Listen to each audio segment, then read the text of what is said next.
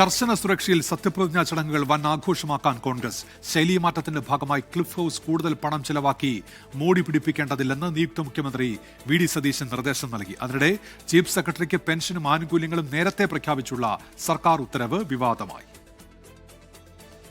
3000 പേർക്ക് ഇരിക്കാൻ കഴിയുന്ന പന്തൽ ഉൾപ്പെടെ സത്യപ്രതിജ്ഞയ്ക്കായി സെൻട്രൽ സ്റ്റേഡിയത്തിൽ വൻ ഒരുക്കങ്ങൾ.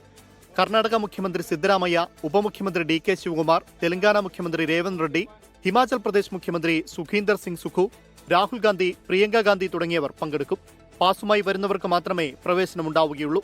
ശൈലിമാറ്റത്തിന്റെ ഭാഗമായി എസ്കോർട്ട് വാഹനങ്ങളുടെ എണ്ണം കുറച്ച നിയുക്ത മുഖ്യമന്ത്രി വി.ഡി. സതീശൻ ക്ലിഫ് ഹൌസ് മോടി പിടിപ്പിക്കേണ്ടെന്നും നിർദ്ദേശം നൽകി. അടിയന്തര അറ്റകുറ്റപ്പണി മാത്രം മതിയെന്നും ദൂർത്ത് വേണ്ടെന്നുമാണ് ഉദ്യോഗസ്ഥർക്കുള്ള നിർദ്ദേശം.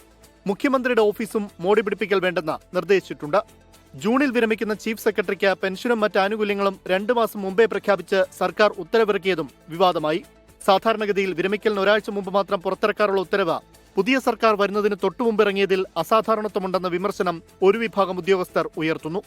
കോൺഗ്രസ് അസോസിയേഷൻ തയ്യാറാക്കി ഉത്തരവിറക്കിയ പുതിയ ഗൺമാന്മാരുടെ പട്ടികയും വിവാദത്തിലായി.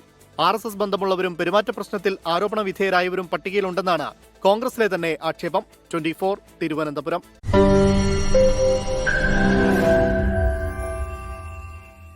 ലോകത്തെവിടെയായാലും ഏത് സമയത്തും 24 വാർത്തകളും ഓഗ്മെന്റഡ് റിയാലിറ്റി പാക്കേജുകളും എക്സ്പ്ലെയിനറുകളും വിശദമായി കാണാൻ ഞങ്ങളുടെ യൂട്യൂബ് ചാനൽ നിങ്ങൾക്ക് സബ്സ്ക്രൈബ് ചെയ്യാം.